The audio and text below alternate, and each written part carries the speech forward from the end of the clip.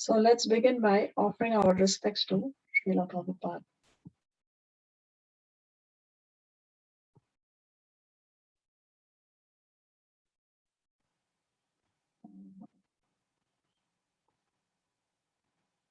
Hare Krishna, Krishna Krishna, Hare Hare, Hare Ram, Ram Ram.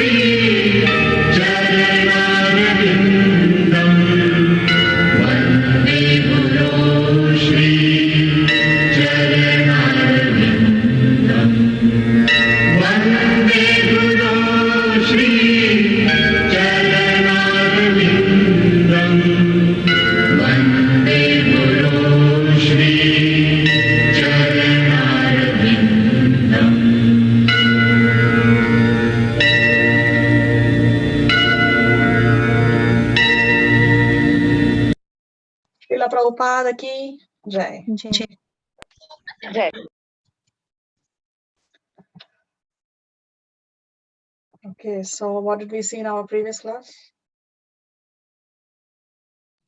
We were having this Bhakti Vriksha class, right? Ah, yes. You all didn't join? I couldn't join. Harman had joined. Yeah, he was there, but he also left a little early. He wasn't there for the whole class. The whole class. Yeah. Correct. Anyway, but in our Gita class, what did we see last?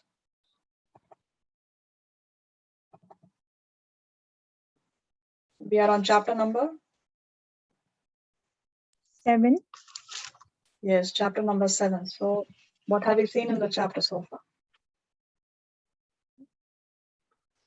7. We were on 7.15 to 7.19. A little more than that. We More did than till that. 23. Okay. So Krishna, in the last section that we saw, he spoke about people who are alpa medhasa. Do you remember that term we saw?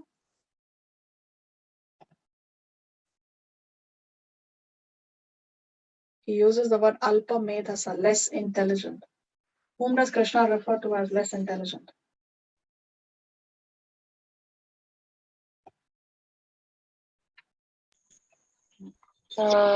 Miscreants? No.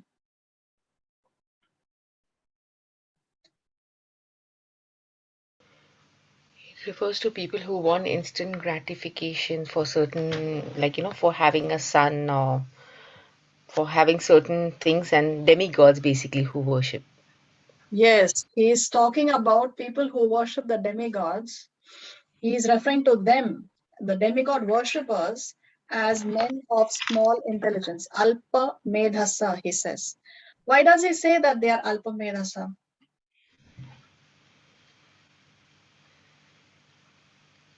Because they're not thinking in long terms, they're thinking for short term goals basically.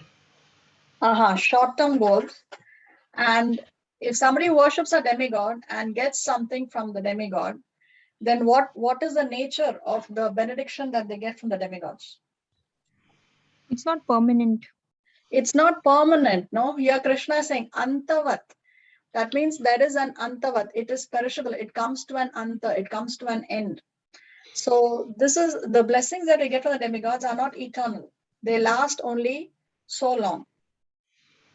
So why are they not permanent? Why are the blessings not permanent? because the demigods also they also worship Krishna. That's why their benedictions are not eternal, because they also have to seek someone superior to them. And also because they themselves come to an end. So when the demigods Right. themselves are not permanent, then how can their benedictions be permanent? The demigods, they have a certain lifespan, and when the lifespan ends, then they also have to give up, and somebody else occupies the post.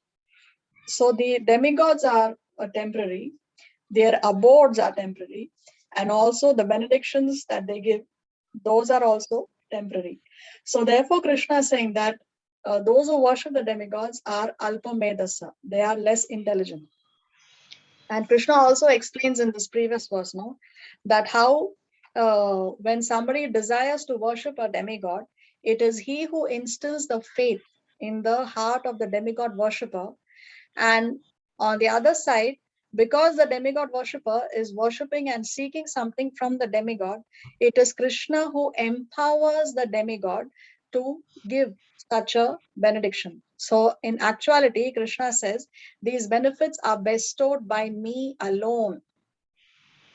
So even for the demigod gives, he does not have the independent power to grant a benediction. That potency also is given to him by Krishna only. Okay, what else did we see in the previous class?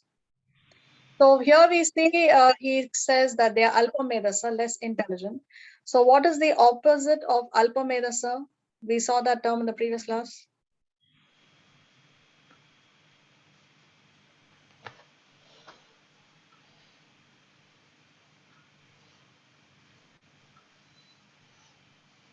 Sumedasa.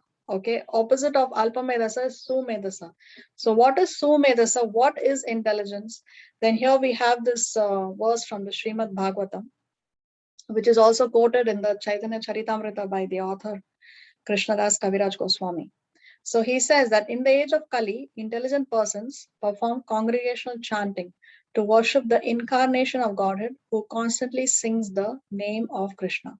So intelligence, Sumedasa, is to chant the holy name and worship whom? Worship the incarnation of Godhead who constantly sings the name of Krishna. So here he is referring to Sri Chaitanya Mahaprabhu, who is none other than Krishna himself. So of course, Chaitanya Mahaprabhu told us to worship Krishna. Therefore, we worship Krishna. Okay, so we'll start off with today's class. Who can volunteer to read? We need 2 volunteers, please. One for the translation. I can, Mataji. Okay, would you like to read the translation or the other text, Meg? Okay, translations will do. Okay, and for the other text, any volunteers?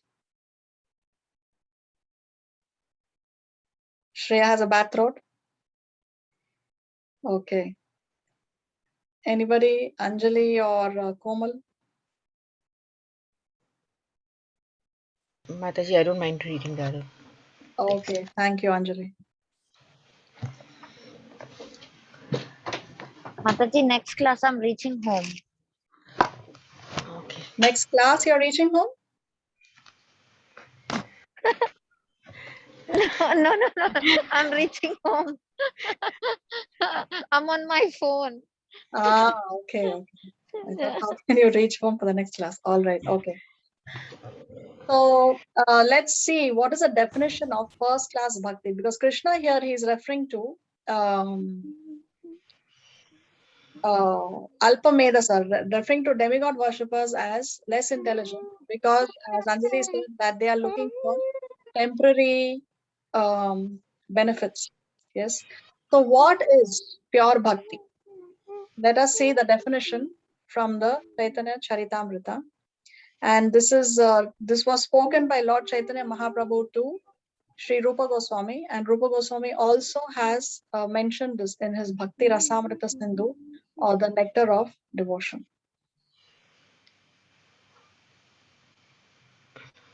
Let's wait. The verse and then the translation. Okay. What is bhakti? What is first class bhakti? The Sanskrit as well, Mataji? Yes, please. Anyabhilasita sunyam yana karma kandi anvatram anukleyan krishnanu shila nam bhaktir uttam. Not the synonymous translation, right? Yes. When first class devotion service develops, one must be devoid of all material desires. Knowledge obtained by monastic philosophy and fruitive action. The devotee must constantly serve Krishna favorably as Krishna desires. So what is Uttama Bhakti? What is first class devotion? Here the definition is given by Chaitanya Mahaprabhu himself. He says, first of all, Anya Abhilashita Shunyam. Abhilashita. Abhilasha means desires. Anya. So all other desires are what? Shunyam. Shunyam means zero. So one has no material desires other than to serve the Supreme Personality of Godhead. Then Jnana Karmadi Anavritam. So he does not, he is devoid of knowledge obtained by monastic philosophy, or in other words, the Mayavad philosophy. Monastic philosophy is the philosophy that believes that Lord Ram, Lord Krishna, they are ordinary personalities, and we are also like them. We are also equal to them, just that our intelligence is now contaminated because we are in the material realm. But the moment our contamination goes, then we can become equal to Krishna and Ram. So that is monastic philosophy. But what is the Vaishnava philosophy?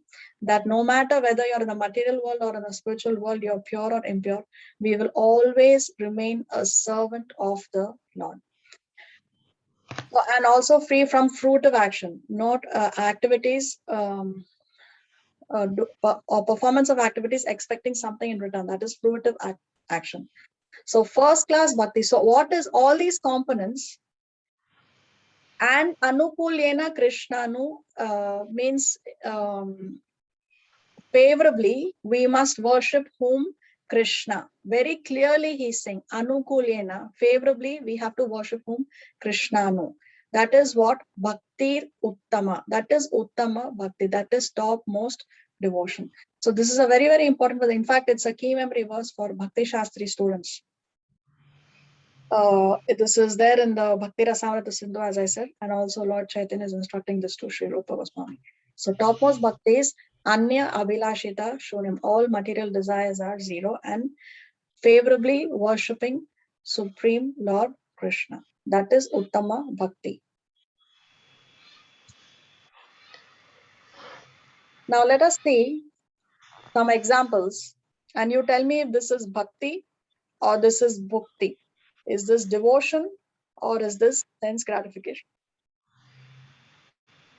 Somebody is worshipping goddess Durga and she says, Ma Murade Puri Karle Halwa Bantungi. Is this Bhakti or is this Bhukti? Bhukti. Bhukti. Why? Because is she interested? Is she approaching goddess Durga out of devotion? Or she's just interested that she should fulfill my desire, then I will do such a thing. Murade Obviously. means desires. So she wants that her Murade to be fulfilled. Exactly, no. So this is not pure devotion. Now during the World Cup time, Lord Ganesh was dressed up as a cricketer. They put him, the pads for batting, and they put a bat and a ball in his hands. Is this bhakti or is this bhukti? Bhukti. Yeah, because see, when somebody has pure devotion, he will only do what the Lord wants him to do, and he will, in the sense that he is aware that when I do this, the Lord will be pleased with me, right? So we behave in such a way that we can please the Lord. Now, is Lord Ganesh going to be very happy when they dress him like a cricketer during World Cup? Is Lord Ganesh concerned about what is happening in the World Cup, or is he interested in cricket at all? No, we do this because we like cricket. So we dress him up in such a way that we can get some sense gratification out of it. So this is not bhakti. This is bhukti. Or somebody going to a dandiya night because they're going to have a nice time. Is this bhakti or is this bhukti? Bhakti. Bhukti. Bhukti, yes. So this is not pure devotion. This is not uttama bhakti. Okay, let's go to the verse. अव्यक्तं व्यक्तिमापन्नं मन्यन्ते मामबुद्धयः परं भावमजानन्तो ममाव्ययमनुत्तमम्. Unintelligent men who do not know me perfectly think that I, the Supreme Personality of Godhead, Krishna, was impersonal before and have now assumed this personality. Due to their small knowledge, they do not know my higher nature, which is imperishable and supreme. So here again, Krishna is talking about unintelligent men. And here he says that those people are unintelligent who think that I was impersonal before and have now assumed this personality, which means he has come from the Brahman effulgence. The Mayavad philosophy, they say that the Supreme Personality is the Brahman effulgence. It's from the Brahman effulgence that personalities like Ram and Krishna have appeared. And they are ordinary personalities, but with supernatural powers. And we also have those supernatural powers. But right now, we have not realized our strength to the full. But when we realize our strength to the full, we can also become equal to God, as we have discussed before. So here Krishna is clearly saying that those who think that I was first impersonal and now I have assumed these personalities, they are a buddhaya. Buddhi means intelligence, right? A buddhaya means without intelligence. So he's calling them also people of small intelligence. And he's saying that they do not understand my higher nature. What is that higher nature of Krishna? That he is imperishable and he is supreme. He is avyayam and he is uttamam.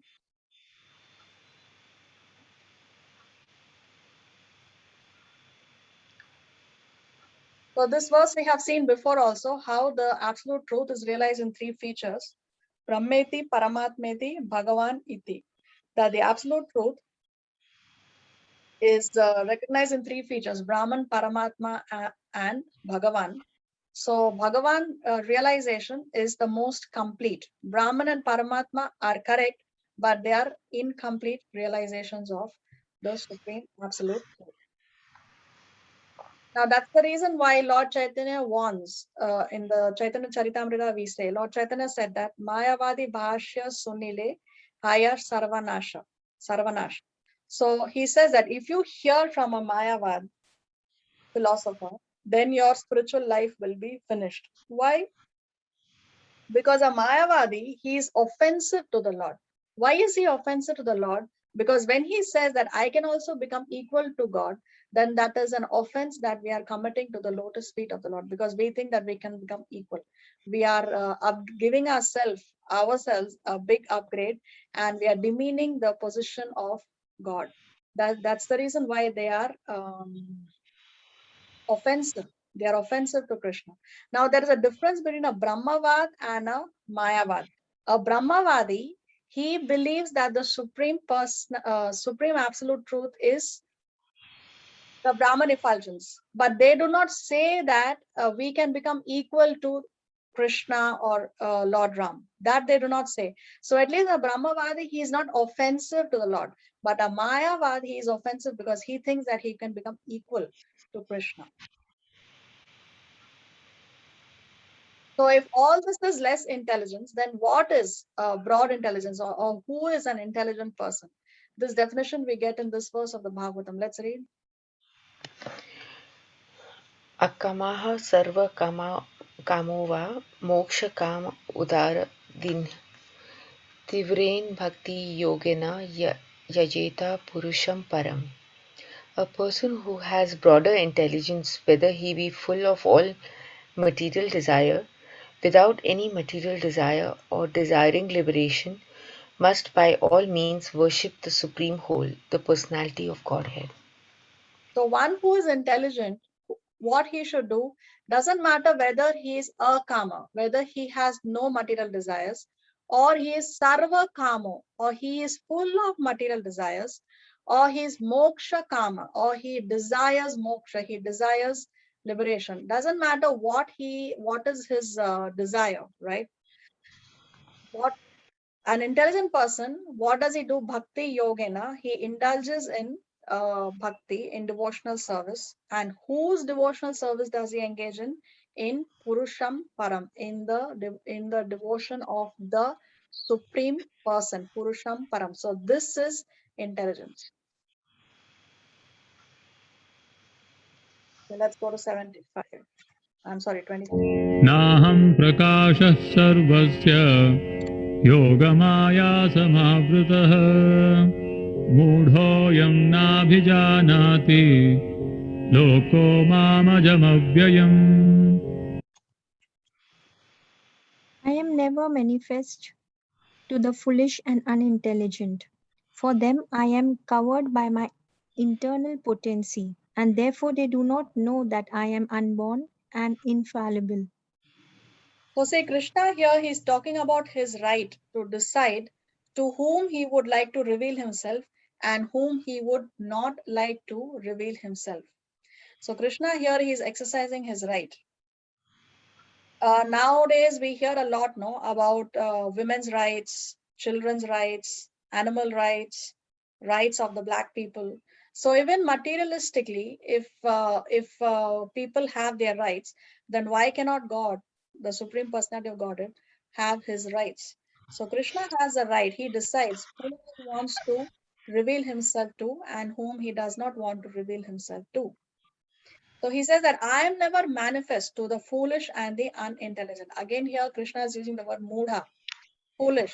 He says that I do not reveal myself to the mudhas, to the unintelligent. So we know that the Lord fulfills the desires of his devotee, or rather, he reciprocates according to our desire. But here, desire, we have to understand that not the spoken desire, but what is the mentality of the person. If somebody is in a mood of defiance and says, oh, does God really exist? I would like to see him. What is the mentality? Is it his desire to see God, or is it his desire? It's the mentality is defiance that, oh, I don't believe that he exists. And if he exists, then I would like to see him. There are many atheists who say this, right? But here Krishna says that people, when they are in defiance, if that is the mentality, then he gets covered by the internal potency, or here if you see the Sanskrit, Krishna uses the word yoga maya. So yoga, by the yoga maya potency, there is this covering that is created, and it prevents one from understanding or seeing Krishna.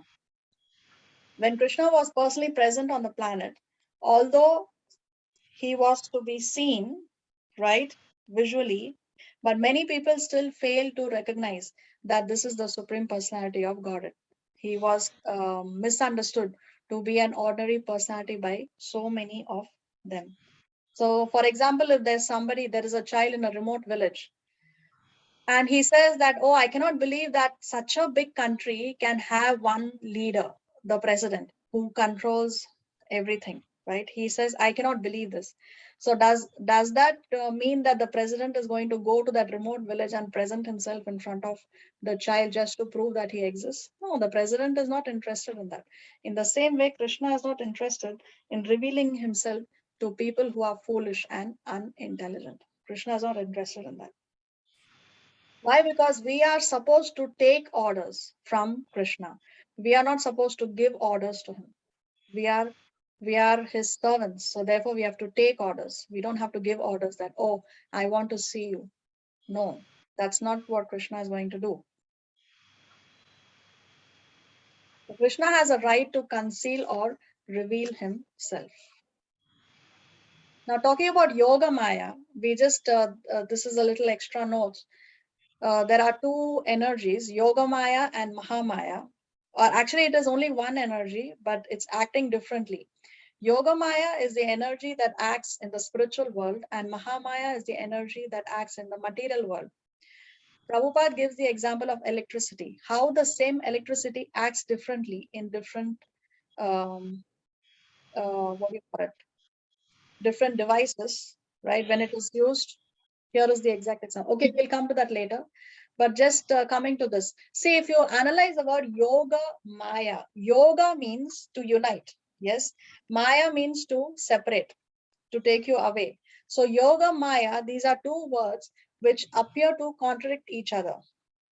So how does yoga maya work? Actually, yoga maya is Krishna's internal potency, and yoga maya allows us to go closer to Krishna.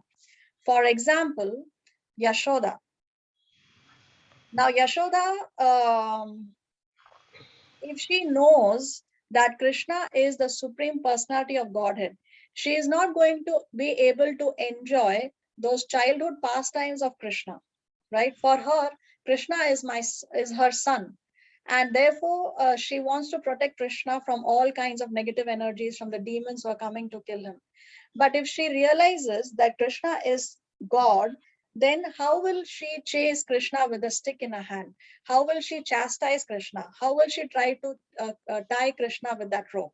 So here, Yoga Maya makes Yashoda forget that your son is God, and therefore she is able to enjoy those pastimes, those transcendental loving pastimes with Krishna. Same thing with the gopis, same thing with the gopas, everything, all the residents of Vrindavan, because they don't know that Krishna is the supreme personality of God, or they forget, or they are made to forget by the potency of Yoga Maya. Therefore, they are able to enjoy with Krishna. You know, his friends are riding on his shoulders, they climb on his back, they say, take me here, let's go here. They are sharing their lunch boxes. Krishna is eating from their lunch box. All these informal relationships will not be possible if they remember that Krishna is the supreme personality of Godhead.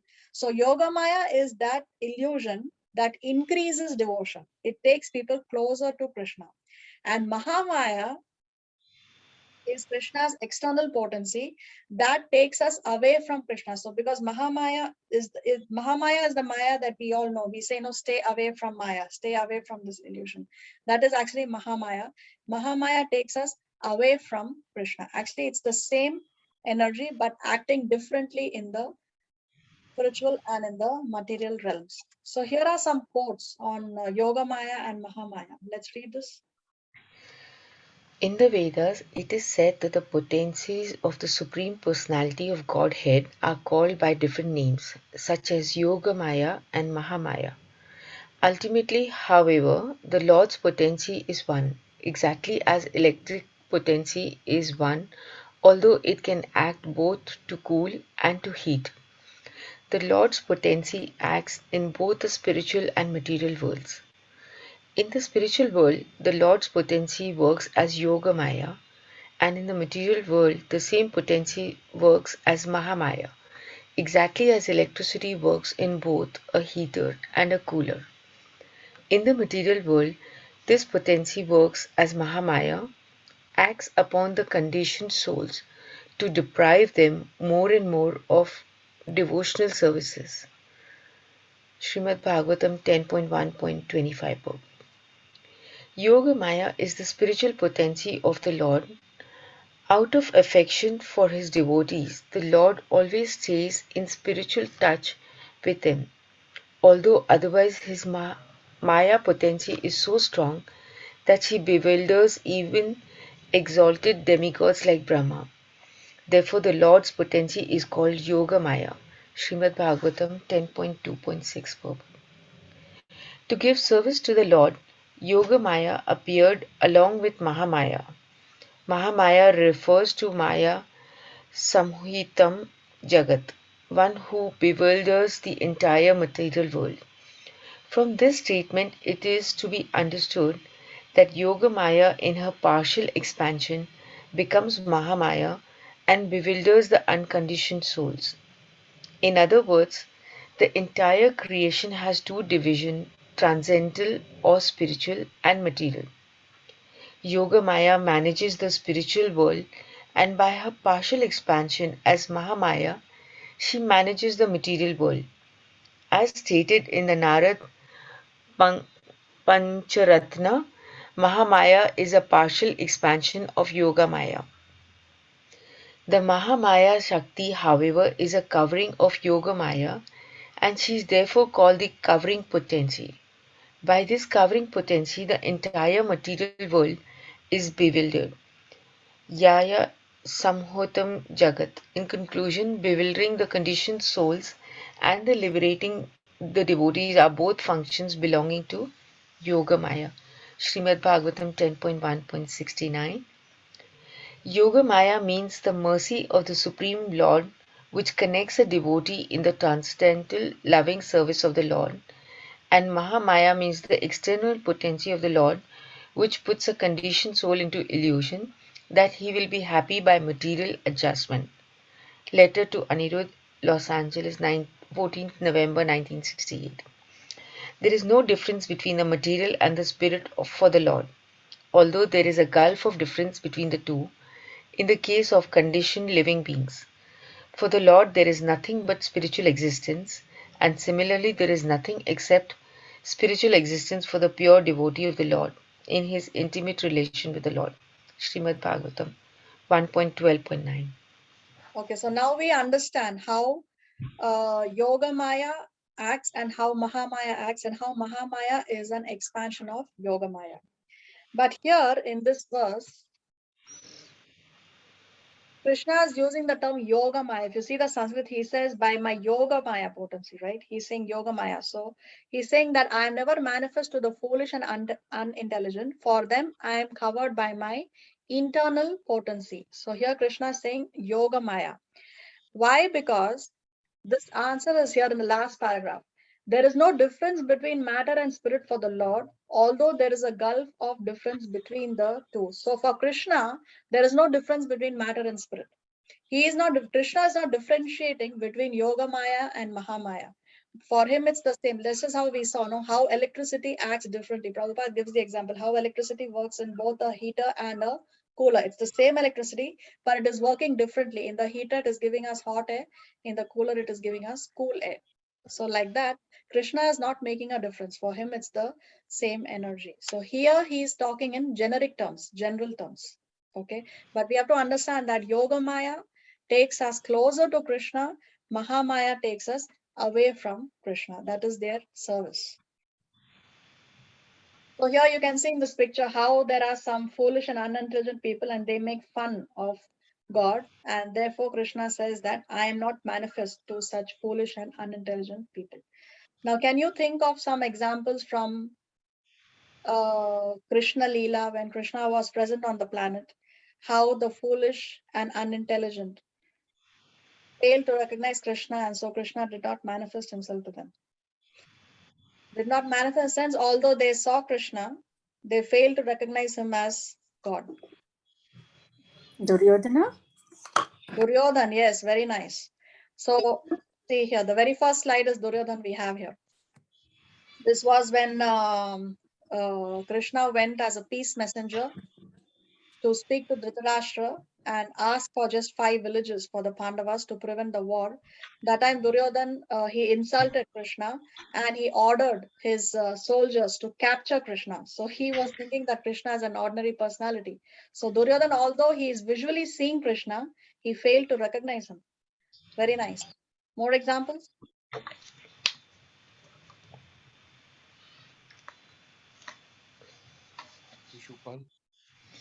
Shishupal. Oh, we are going in the same order. So here we have Krishna killing Shishupal. This was during the Ratsuya sacrifice of Yudhishthir. Shishupal continuously insulted Krishna and he blasphemed him. Finally, Krishna killed him with the Sudarshan chakra. So yes, even Shishupal visually saw Krishna but failed to recognize him. More examples? Indra?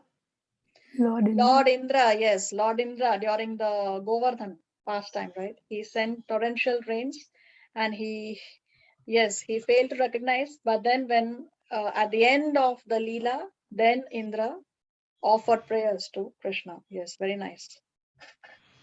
More examples? Brahma. Who? Brahma. Lord Brahma and the Brahma Vimohana Leela. So these were, but we cannot say that Indra and Brahma are foolish and less intelligent. Okay, it's just that for that moment,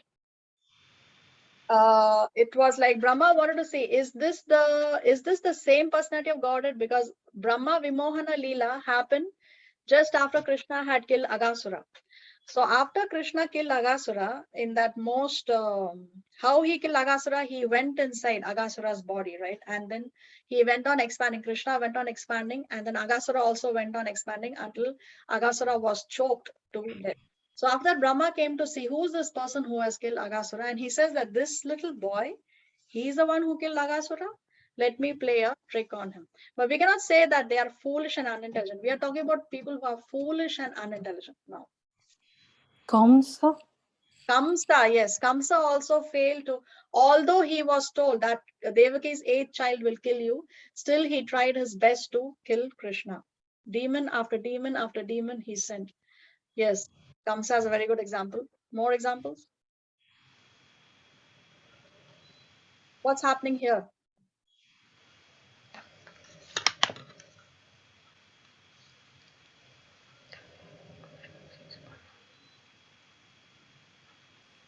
Is What's it the when Draupadi was disrobed? No, this is not at that time. When Draupadi was disrobed, Krishna didn't appear personally in the assembly.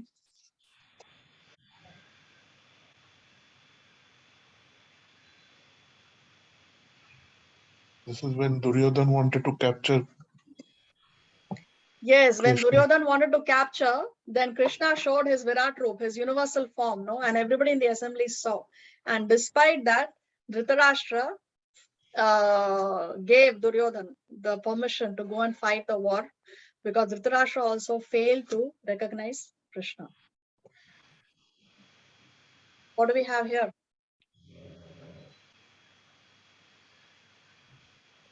This is when Duryodhan and Arjun comes, and he asks like what they want, whether Krishna unarmed or the whole army of Krishna. So Duryodhan And was very happy to have the army. Krishna's army, isn't it? And Duryodhan also commented, oh, what can Krishna do? He's not going to use any weapons. So what would a weaponless Krishna do in the war? But Arjuna was very happy to receive Krishna, irrespective of whether he's with the army, without the army, he's going to fight, he's not going to fight. It did not matter to Arjuna. All he wanted was Krishna. So here again, Duryodhan failed to recognize Krishna. Okay, so with that, we come to the end of this section. Now we begin with the last section of this chapter. Let's read. Section 6, 7.26 to 7.30, Bewilderment and Freedom by Knowing Krishna. Living entities bewildered is caused by Maya's forcing him to see dualities. His freedom is caused by devotional service, which places him beyond those dualities. By being conscious of Krishna in devotional service, one can know him even at the time of death. Okay, let's see the verse. Vedaham samatitani vartamanani charjuna bhavishyani cha bhutani mam tu vedana kaschana.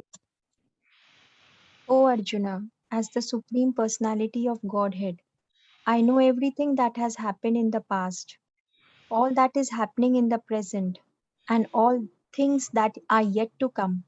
I also know all living entities, but me, no one knows. So see, Krishna is saying that he knows samatitani. He knows the past. He knows vartamanani. He knows the vartaman, the present, and he knows the bhavishyani. He knows the future. So he's saying that he knows past, present, and future. Why? Because it is him only. It is from him only that everyone has come. So he knows everything. There's nothing that Krishna does not know. But me, no one knows, Krishna says. No one can claim that he knows Krishna completely. You know, Ananta Shesha, he has the 1,000-hooded elephant. I'm sorry, the 1,000-hooded snake. Not elephant, the snake. So Ananta Shesha, from every hood, from time immemorial, from each hood, he's been singing the glories of Krishna. Okay. And he has not yet ended. It's continuing from that time till present. From each hood, he is giving a different quality of Krishna, and still he has not yet finished. So because there is no end to Krishna's qualities. Okay. And what do we learn from this? One has usually there is a lot of anxiety we hold about what is the future going to bring for us. No, that's the reason why we like to ensure our health, our homes, our businesses. We have health insurance. We have insurance against theft. We insure our cars. So all these insurance companies are making money because of our worry, our anxiety about what the future will hold, right?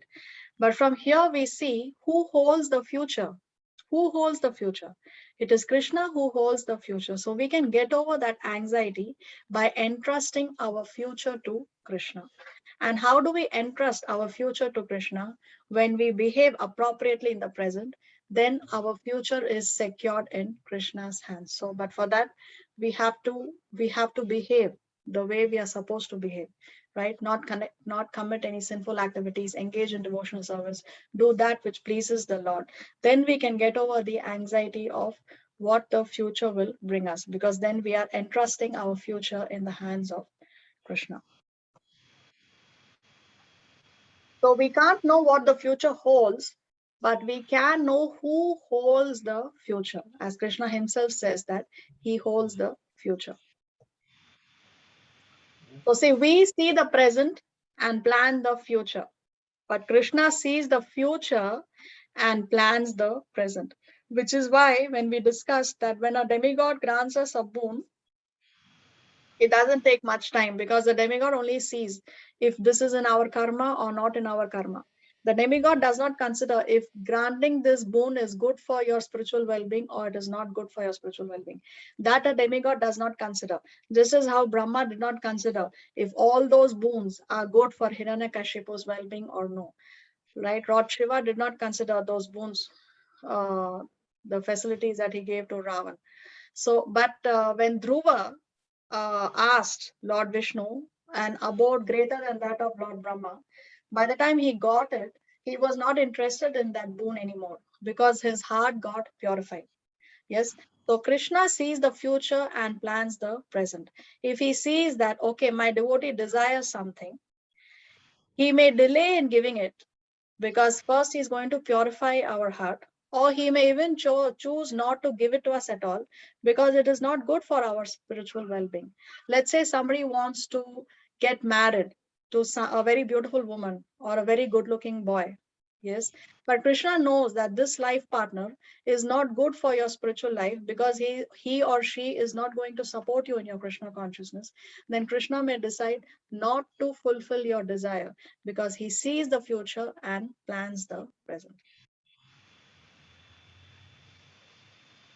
The most beautiful thing is that he knows what you are about to tell him, because he knows the future. He knows what we are about to tell him, and yet he still listens. Every word that we speak to Krishna, every prayer, everything he hears. Okay, sometimes we may think, is Krishna really listening to me? He does listen. Every Hare, every Krishna, every Rama we say when we say the Maha Mantra, he is listening to every word of it. Okay, 727. इच्छाद्वेषसमुत्थेन द्वन्द्वमोहेन Bharat सर्वभूतानि सम्मोहं सर्गे यान्ति परन्तप. Ocean of Bharata, O conqueror of the foe, all living entities are born into delusion, bewildered by dualities arisen from desire and hate. So Krishna is saying that due to Ichcha and Dvesha, due to desire and hatred, we are deluded and we are coming under the control of Maya. We are going away from Krishna. So desire and hatred, Ichcha and Dvesha. Desire for what? Desire to enjoy independently from Krishna. That's the reason why we are all here in the material world, isn't it? The first thing was we desired to enjoy independently from Krishna. We wanted to see what it is we wanted to be like Krishna. The moment that thought came to our mind when we were in the spiritual world, we have come down to the material world. And dvesha, hatred. Hatred for what? Hatred of Krishna's position as the controller.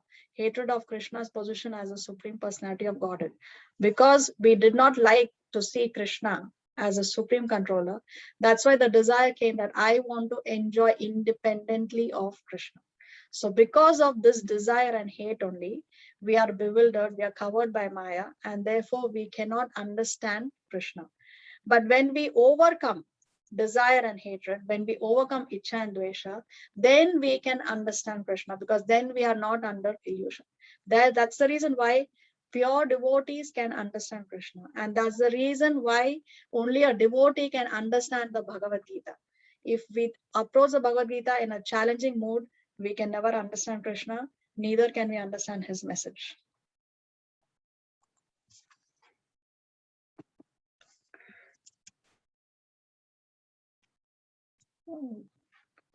येषां त्वन्तगतं One second, I've been the wrong slide, yes. पापं जनानां पुण्यकर्मणां ते द्वन्द्वमोहनिर्मुक्ता भजन्ते मां दृढव्रताः. Persons who have acted piously in previous lives and in this life, and whose sinful actions are completely eradicated, are freed from the dualities of delusion, and they engage themselves in my service with determination. So for those people whose antagatam papam, whose sinful activities has ended, and punya karmanam, and they are doing punyas, then those people are free from dualities and they can do my service with determination. Drida vrata, bhajante mam, they can engage in my worship. How? Drida vrata, with determination, Krishna is saying. So here Krishna is talking about someone who's seriously, actively worshipping him. This is not about casual. See, when Krishna mentioned those who surrender to Krishna, the distressed, the desire of wealth, and the inquisitive, those people, those categories of people are just about beginning their devotional service, right? But here Krishna is talking about someone who's seriously, very seriously undertaking the worship of Krishna with determination. He is Dridhavrita. So here he's not talking about casual worship. Just as how maybe once in a while a drunkard may enter a temple and he may sing and dance in the kirtan, but you cannot expect him to do that every day, because he's beginning his devotional journey.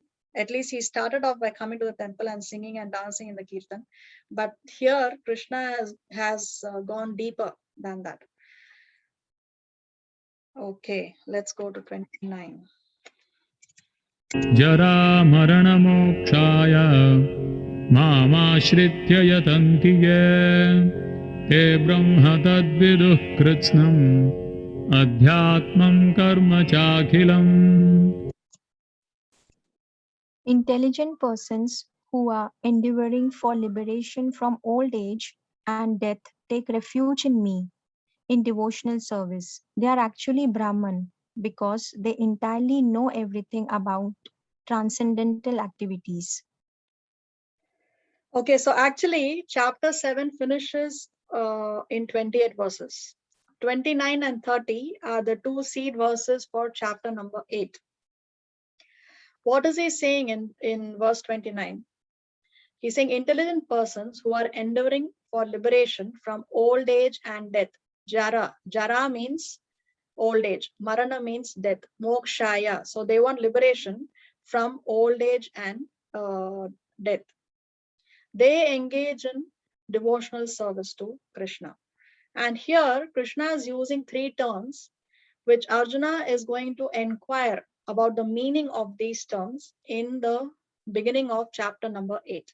What are the technical terms here? Karma, Adhyatma, and Brahma. These three terms, which Krishna is using in verse number 29, Arjuna is going to ask him to expand. What does it mean in the beginning of chapter number 8? That's why this 29 and also the next verse, they are the seed verses for chapter number 8. So see here, we see the different kinds of devotees that Krishna is talking about.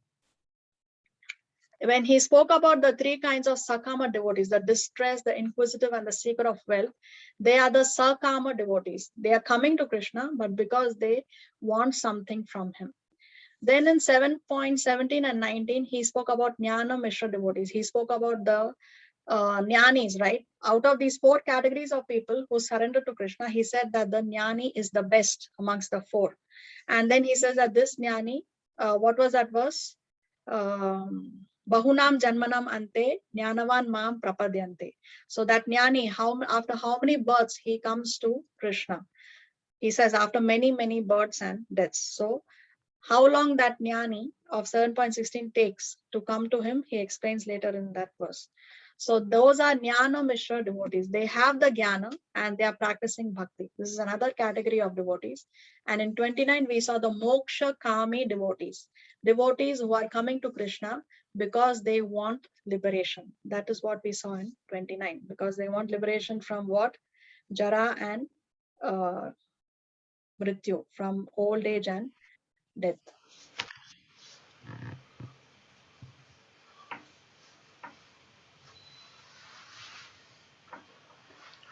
So Mataji, which kind of devotee? So the middle one, the Jnani Bhakti devotee is the we have to have that kind of attitude, right? Develop that kind of No, a Jnani devotee, a pure devotee is that Anya Abhilashita Shunyam. He has no other desire but to serve the Lord. He does not even desire liberation. That is pure Uttama Bhakti. Okay? Yeah, thank you.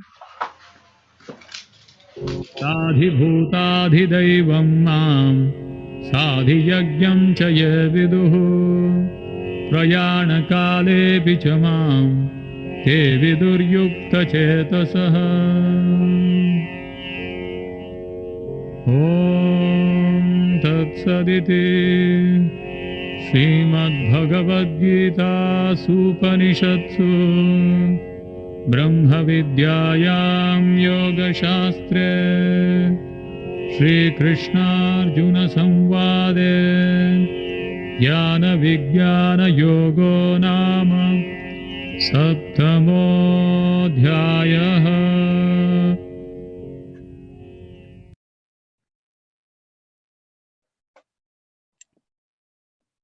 Those in full consciousness of me, who know me, the Supreme Lord, to be the governing principle of the material manifestation of the demigods and of all methods of sacrifice, can understand and know me, the Supreme Personality of Godhead, even at the time of death. So here Krishna is saying that those who understand me to be Adi Bhuta, Adi Daiva, Adi Yagya. Those who understand me to be these three, then such a person at the time of death, Prayana Kale, at the time of death, they will be able to, they will understand me and know me at the time of death. So what do these three terms mean? These are the other technical terms that Arjuna is going to request Krishna to expand on in the beginning of chapter 8. What he asks him, what do you mean by Adi Bhuta? What do you mean by Adi Daiva? And what do you mean by Adi Yagya? So Adi Bhuta, what's the translation here? Governing principle of material manifestation.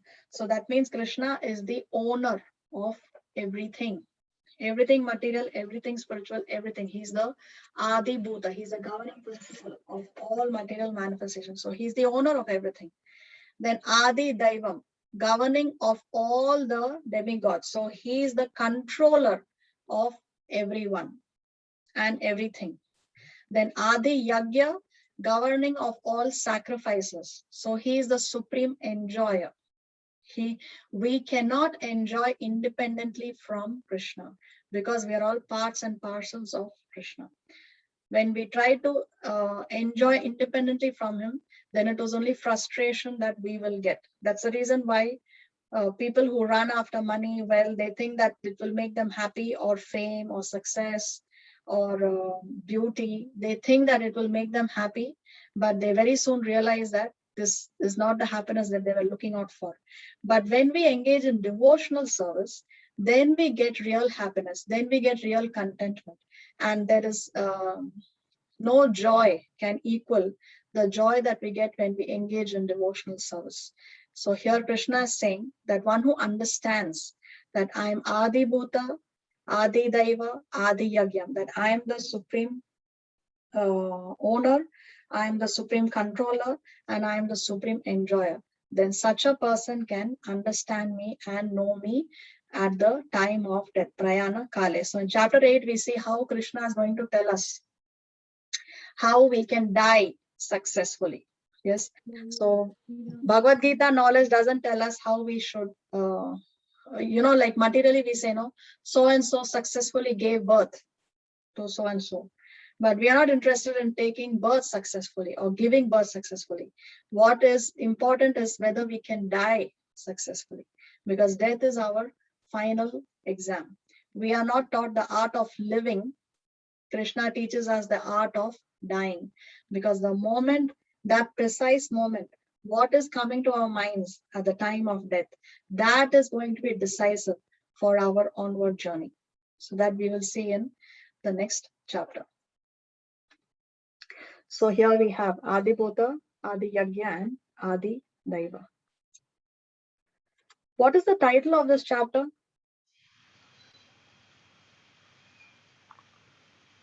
Knowledge of the absolute truth. Yes, knowledge of the absolute. So Prabhupada, in his introduction of the Srimad Bhagavatam, in the first few lines, he explains that the conception of God and the conception of absolute truth are not on the same level. That's why this title is knowledge of the absolute, not knowledge of God. So what is the difference between these two conceptions? He explains in the introduction of the Srimad Bhagavatam. Let's read what he writes. The conception of God and the conception of absolute truth are not on the same level. The Srimad Bhagavatam hits on the target of the absolute truth. The conception of God indicates the controller, whereas the conception of the absolute truth indicates the sursum bonum, or the ultimate source of all energies. There is no difference of opinion about the personal feature of God as the controller, because a controller cannot be impersonal. Of course, modern government, especially democratic government, is impersonal to some extent, but ultimately the chief executive head is a person, and the impersonal feature of government is subordinated to the personal feature. So without a doubt, whenever we refer to control over others, we must admit the existence of a personal feature. Because there are different controllers for different managerial positions, there may be many small gods. According to Bhagavad Gita, any controller who has some specific extraordinary power is called a Vibhutam Sattva, or controller empowered by the Lord.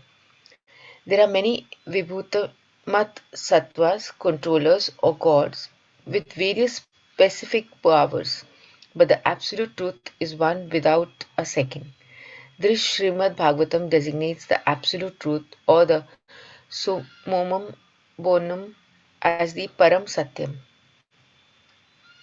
So what is the difference?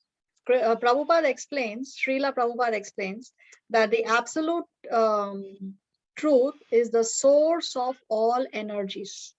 It's from this absolute truth that everyone has come, or everything has come. But God can mean a controller, and from a particular angle of vision, we can see that how the demigods are also controllers in their own departments, right? So we know Goddess Lakshmi is in charge of she controls the finance department. Goddess Saraswati controls the education department. Like that, there are different, we have the Surya Dev, we have, what do you call? Surya Dev, Chandra Dev, Varun Dev, like that. So we have different demigods who are in charge or controllers from that angle of vision of the different departments. But absolute truth means he is the source of all energies. He is one without a second. So Prabhupada uses this word, this term, absolute truth, very often in his books, in his translations. And he also uses this Latin word, summum bonum. Summum bonum is a Latin word which means ultimate source of all energies. So that is the absolute truth. And that's the reason why the title of this chapter is Knowledge of the Absolute. Now, obviously the next question is, who is that absolute truth? Why should I believe that Krishna is the absolute truth? The very first verse of the very first chapter of the very first canto of the Srimad Bhagavatam answers this question as to who is that summum bonum, who is that absolute truth. Let us read. Srimad Bhagavatam 1.1.1. O my Lord Sri Krishna, son of Vasudeva, O all-pervading personality of Godhead, I offer my respectful obeisances unto you. I meditate upon Lord Krishna because he is the absolute truth and the primeval cause of all causes of the creation, sustenance and destruction of the manifested universes. He is directly and indirectly conscious of all manifestations. He is independent because there is no other cause beyond him. It is he only who first imparted the Vedic knowledge unto the heart of Brahmaji, the original living being. By him, even the great sages and demigods are placed into illusion, as one who is bewildered by the illusory representations of water seen in fire or land seen on water. Only because of him do the material universes temporarily manifested by the reactions of the three modes of nature appear factual although they are unreal. I therefore meditate upon him, Lord Krishna, who is eternally existent in the transcendental abode, which is forever free from the illusory representations of the material world. I meditate upon him, for he is the absolute truth.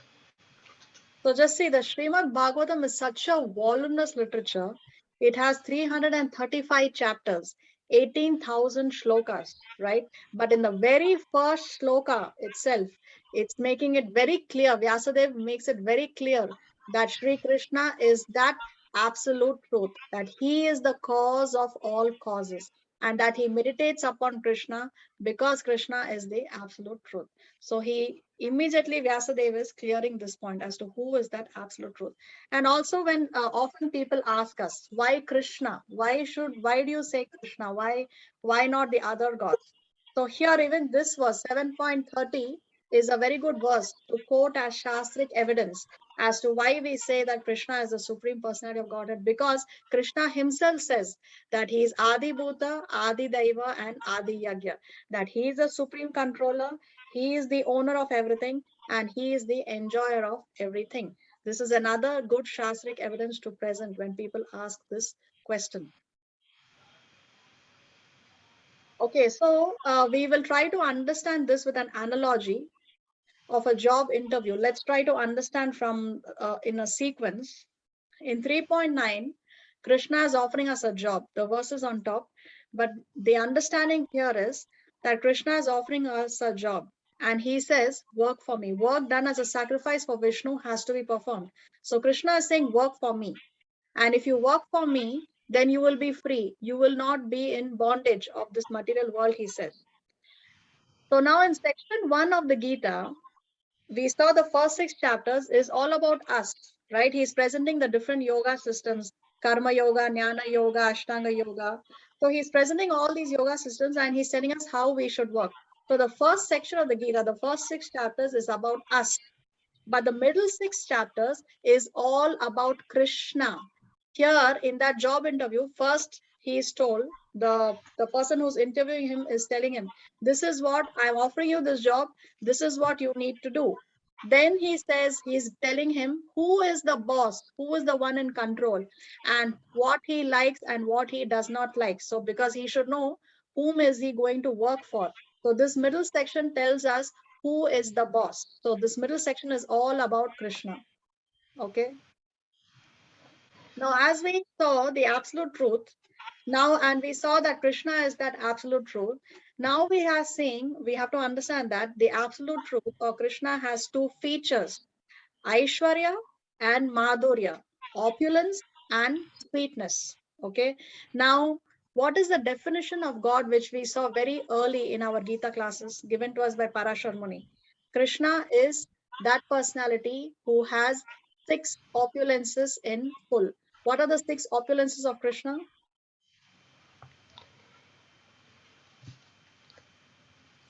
Beauty. He has He's charming, beauty, Beauty, uh, Wealth, wisdom, wisdom, wealth, wealth,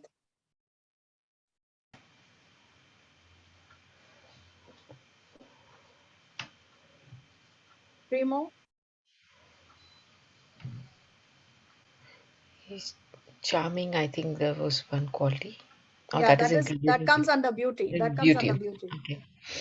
All strength, Strength, all renunciation, renunciation. One more. fame, Fame. Yes, fame. These are the 6 opulences of Krishna. So he has both sweetness and opulence, and we will see some leelas now, and we will try to understand this these two features. What is happening in this picture?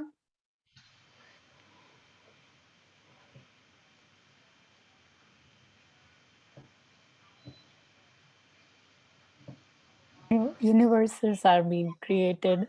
By Mahavishnu. Mahavishnu. And so does the picture only depict Mahavishnu and the universes?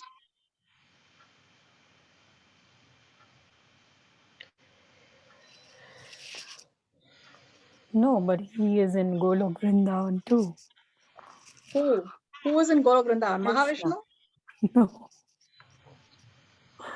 So this picture is depicting that from Krishna, Mahavishnu has come. Okay, so Mahavishnu is an expansion of Krishna. So this picture is depicting that, and then Mahavishnu is creating universes. So what does this depict? Depicts Krishna's opulence or sweetness, Madhurya or Aishwarya? Aishwarya. Aishwarya. Which of the 6 opulences?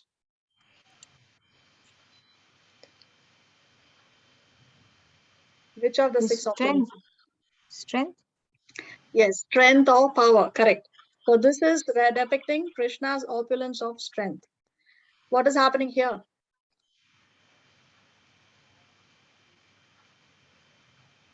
Universal form of Krishna. Universal form of Krishna, yes.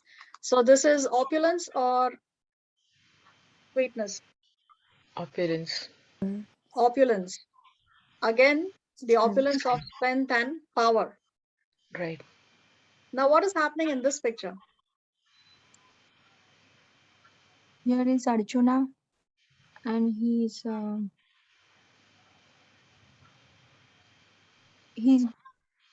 wants that Krishna should only be his chariot driver. Okay. Krishna is his friend. He's showing his he's manifesting friend, like the first one is the friend avatara. Like He's turning from like a teacher to a friend, from a guru to a friend. No. Okay, this happens immediately after the universal form.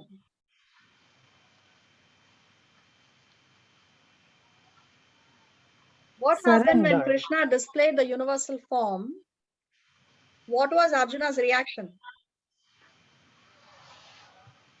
He surrenders. I am your servant. No, he surrendered at the beginning itself. No, this is much later. Okay, when Krishna, we will read this in chapter 11. When we do chapter 11, we will see it in detail. But when Krishna showed the universal form, that form was so frightening. It was so scary. And Arjuna was so afraid to see that form. And then he said, "Oh, Krishna, I don't want to see this form of yours. Please come back to the form that I have always seen." Okay, because that form was very frightening. It was a very, very frightening scene for Arjuna. And then Krishna, then from the universal form, he again showed Arjuna his four-handed form and then his two-handed form. That is what is happening here. So this is Krishna's sweetness or opulence?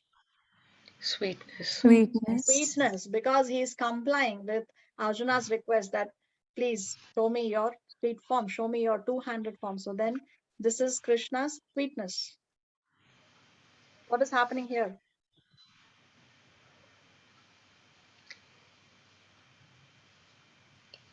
They are entering If the gopas are entering the mouth of the, I don't remember the Agasura. name of that. Is it demon. Agasura? What's the name of the demon? Agasura. Agasura, yes, Agasura. So they all mistook Agasura's mouth to be a cave, and all the gopas went inside Agasura's body. They all died. And then what did Krishna do? He also went inside Agasura's body. And finally, he killed Agasura. And then he brought the gopas back to life. So this is what? Opulence or sweetness? I think opulence here also, because Okay. he's showing power there. Although the Mhm. sweetness is also there because he feels for the gopas. Exactly. So it represents both opulence and sweetness. Both are displayed in this pastime. What's happening here?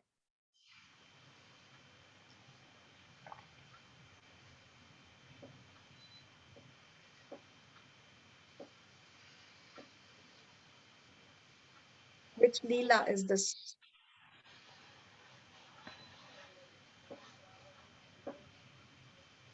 These are the different avatars of Krishna. Not avatars of Krishna. When did this happen? Which pastime is this? Is it when Brahma kidnapped all gopas and Correct. then Yes. So this is called as a Brahma Vimohana Leela. When Lord Brahma kidnapped the gopas and the calves of Krishna, then Krishna expanded himself as each calf and each gopa so that the mothers will not feel any anxiety. And this went on for 1 whole year, right? For 1 whole year, Krishna did this. And when Brahma came back, this is the sight he saw. He was seeing that each of those gopas that he kidnapped and each of those calves are now having that the form of Narayan. So he was completely bewildered when he saw that sight.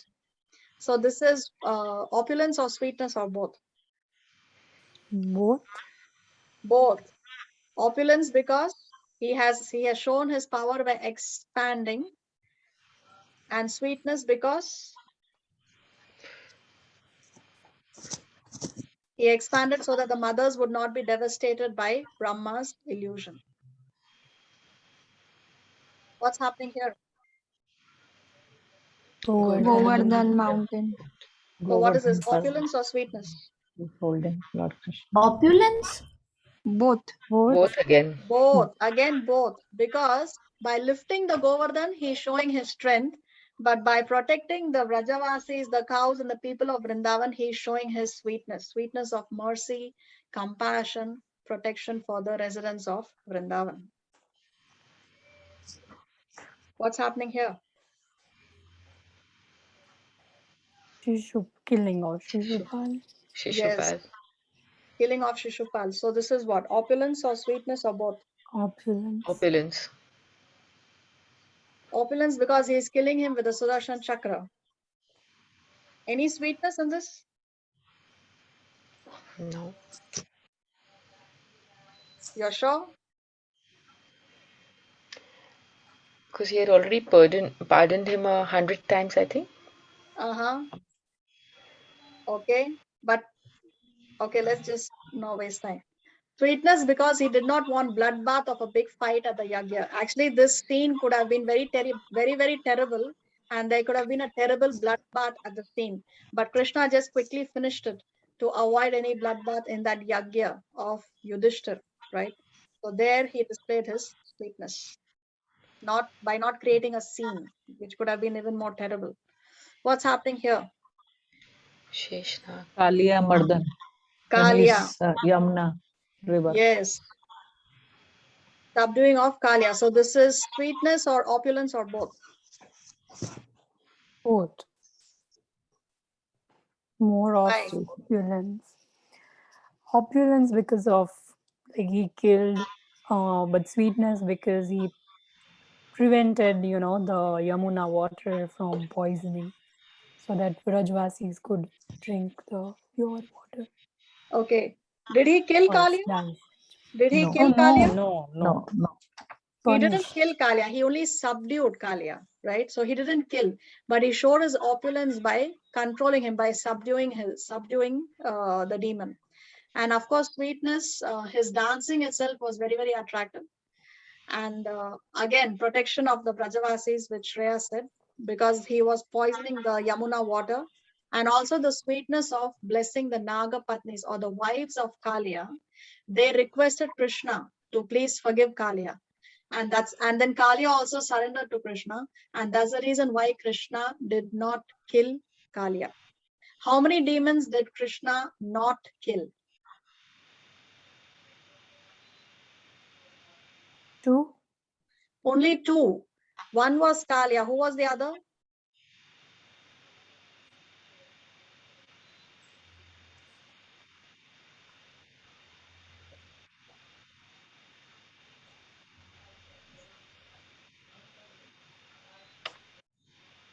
The other demon that Krishna did not kill? I don't know the name, but where all the Gopikas, Gopi, when they went to the forest, where they were all taken in the mouth of this demon, the Gwalas as well as the cows, cowherd, whole thing. He swallowed them, or I don't remember exactly, but something like that. I'm not sure. Yeah, that was precise. Agasura, but Agasura was killed by Krishna. Is it Banasur? Banasura, yes, very nice. Banasura had 1,000 arms. Krishna cut off 996. He let Banasura live with 4 arms. Why did Krishna not kill Banasura?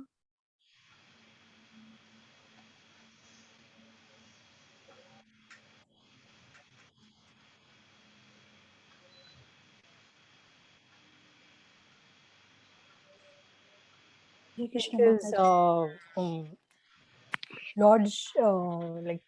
Lord Shiva had granted a boon to Banasura that nobody will kill him. Because, yeah, Lord Shiva had promised him protection. And Lord Shiva appeared on the scene and he requested Krishna to please spare the life of Banasura. And therefore, Krishna did not kill Banasura. So he shows his strength or power and also sweetness because he let Banasura remain alive with 4 hands. The reason why he cut off his other hands was to subdue the pride of Banasura. Banasura was very puffed up and he was creating a lot of problem because of his pride.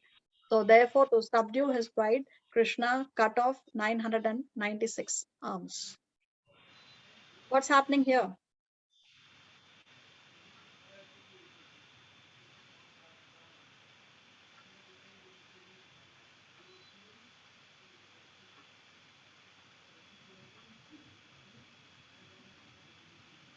So after Agasura was killed, Krishna and his Gopa friends are on a picnic and they have taken the calves out for grazing. This is after the killing of Agasura, and before the Brahma Vimohana Leela. So Krishna here, he is sharing his lunchbox with other friends. He is eating from their lunchboxes. And therefore, then Lord Brahma comes to see who is this personality who has killed Agasura. And he sees Krishna sharing the lunchbox with each other. And he thinks, this little boy killed Agasura. He is the supreme personality of Godhead.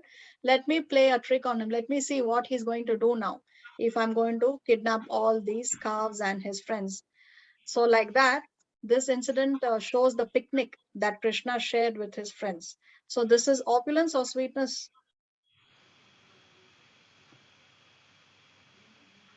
Sweetness. Nice. Sweetness, because he's showing that he has such an intimate relationship with his Gopa friend, right? To eat the juta of somebody else, then you must have that kind of an intimate relationship, isn't it? We are not going to eat off the plate of somebody whom we are not close to. So therefore, it shows the intimacy that he shares with his devotees. So this shows his sweetness. What's happening here?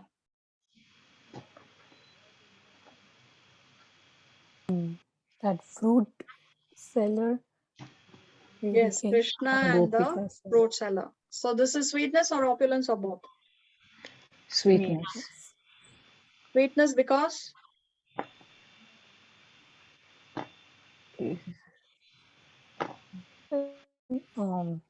Because he just took like few fruits and gave so many jewels to her He's buying all the fruits. for buying. Yeah.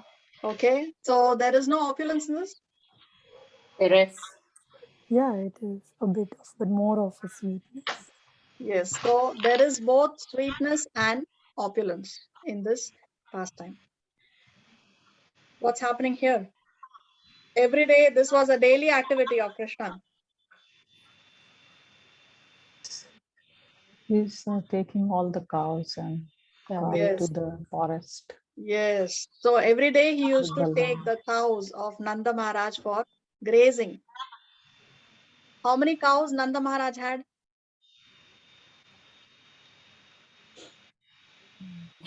Any idea? 1, 2, 5, 10, 100,000. 1,000. Okay. Nanda Maharaj had 900,000 or 9 lakh cows. Wow. Every day he used to take them to graze. So this is sweetness or opulence? Sweetness. Sweetness.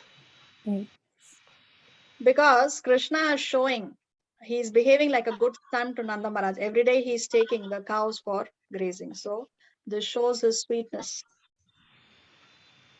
Krishna stealing butter, sweetness, because Sweetness. he's behaving like an ordinary child so that Yashoda can enjoy the Bal Leela. pastimes, no, the childhood pastime.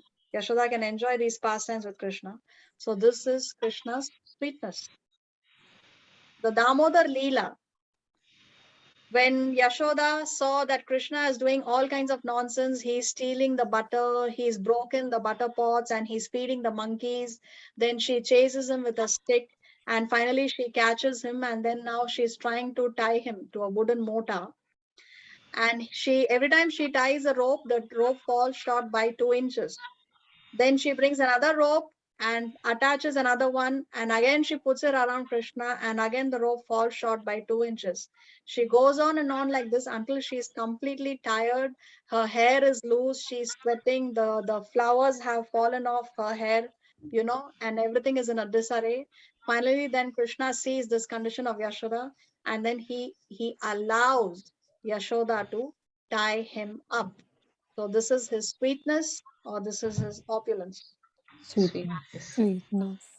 Sweetness. Both, right? And opulence. Both. Because, Both, yeah. because yes, both- both. Because first he's showing her the opulence that, look, you cannot tie me until I allow you to tie me. And then when he saw that she's tired, then it was a sweetness that Krishna allowed himself to be tied with the ropes of Yashoda. Now, immediately after this incident, he is crawling and he goes between 2 trees. He crawls ahead, but the wooden mortar gets stuck between the 2 trees. He pushes a little harder and the 2 big trees come crumbling down, right? These two trees were actually the sons of Kubera who were cursed in their previous life, Manigriva and Nala Kubera. So this shows Krishna's opulence or sweetness or both. Both. Both. Why? Opulence because he did uddhar, like he saved them from their curse. So out of mercy, he did that, and he was playful, so that shows some kind of sweetness too, because he was Yes, trying to definitely. put that. Yes, correct. So he's showing his strength also, because just by crawling there, he's bringing two big trees come down, and sweetness because he has delivered them from the curse that they got from whom they got the curse? From some rishi, I don't Who? remember some. Who was that famous personality? Who was famous in Durvasa, maybe? No, Narada Oh, Muni. some It was Narada Narad Muni Muni. who cursed them. Okay, so we will see that when we will do the Damodar Leela. We'll have a special class on the Damodar Leela, then we will see the details. Okay, here, Krishna pulling the chariot of Arjuna. Both. The war. How is it both? battlefield. How does it show sweetness? How does it show opulence?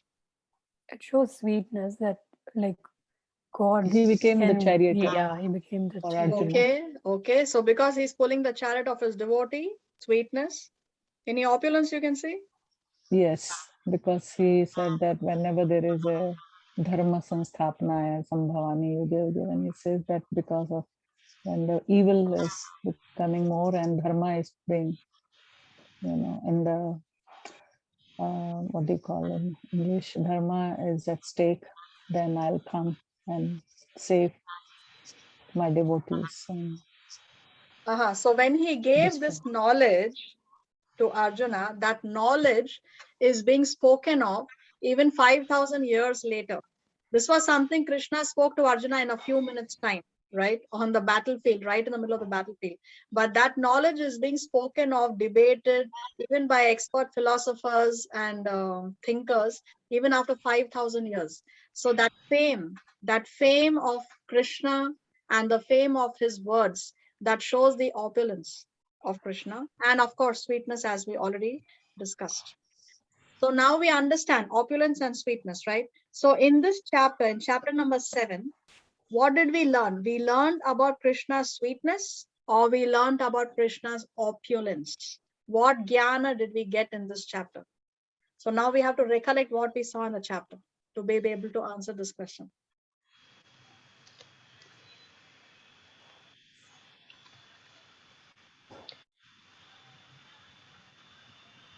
I think What? opulence. Opulence, yes. In this chapter, we learned about Krishna's opulence, because what has he revealed? What did he say? He said in the beginning that now what I'm going to reveal after this, nothing more will be needed for you to know. Then he speaks about his material energies, the 5 gross elements and the 3 subtle elements. Then he talks about how the living entities belong to his superior energy. Then he says that he is the source. Mata parataram nanyat, Krishna says. Nothing is above me. Mata parataram nanyat. Nothing is above me. Then he says, just as how the pearls are strung to the string, in the same way, everything is, I'm holding everything. I'm that thread behind those pearls. Everything that you see, I'm the thread behind everything. So here Krishna is revealing his opulence. So in this chapter 7, we get Aishwarya Jnana, not Madhurya Jnana. In chapter 8, also we will get Aishwarya Jnana. Okay. So let's summarize and finish the chapter. Knowledge of the Absolute, Bhagavad Gita 7, chapter summary. Lord Krishna is the supreme truth, the supreme cause and sustaining force of everything, both material and spiritual. Advanced souls surrender unto him in devotion, whereas impious souls divert their minds to other objects of worship. In the first 6 chapters of Bhagavad Gita, the distinction between spirit, the living entity, and the matter has been established. The living entity, Jiva, has been described as a non-material spiritual soul capable of elevating himself from material self-identification, ahankara, to spiritual self-realization by different types of yoga, the Sankhya, Karma, Jnana, and Ashtanga systems. These yoga systems for a gradual progression culminating at the end of the chapter 6 in Bhakti Yoga, devotional service to Krishna. The middle section of the Gita, chapters 7 through 12, is chiefly concerned with Krishna himself, Purushottam, the Supreme Personality of Godhead, and the eternal relationship of the jivas with him, based upon Bhakti Yoga. Verses 1 to 5. The seventh chapter is concerned with knowledge of Krishna, the process of attaining that which Krishna says, in essence, devotion to me brings full knowledge of me. Now I shall give you all material and spiritual knowledge, although knowledge of me is a rare attainment. Krishna begins by defining his two principal energies, the inferior energy, matter or apara prakriti, consisting of 8 material elements, and his superior energy, spirit or para prakriti, consisting of the jivas who are now entangled in matter. Verses 6 and 7. He is the origin and dissolution of both energies as in the Supreme Truth, 6 and 7. Verses 8 to 12. Krishna delineates how he is manifest within all phenomena. He is the taste of water, the light of the sun and moon, the intelligence of the intelligent, and so on. Verses 15 to 18. There are 4 kinds of atheists who do not surrender unto him, and 4 kinds of pious men who do. Verses 19. Those who are wise, knowing him to be everything and the supreme cause, surrender unto him. Verses 20 to 23. The foolish, materialists, on the other hand, surrender to demigods to attain immediate fruited benefits, which are limited and temporary. Verses 24 to 26.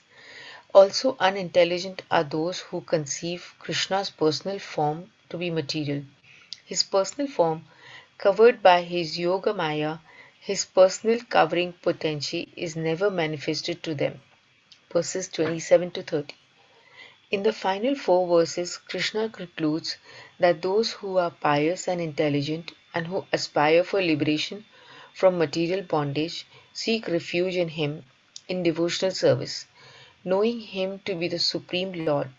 Such persons, Krishna says, can with steadfast mind and understand and know me even at the time of death, and thus attain his transcendental abode in the spiritual world. 27 to 30. Okay. Another unique feature of this chapter is throughout this chapter, the only speaker is Krishna. Arjuna has not spoken at all. Arjuna has not asked any questions at all, right? So Arjuna is only hearing. This entire chapter, Arjuna has only heard, and Krishna has spoken the entire chapter. This is another unique feature of this chapter in the Gita. And with that, we come to the end of chapter number 7. Srila Prabhupada ki jai. Jai.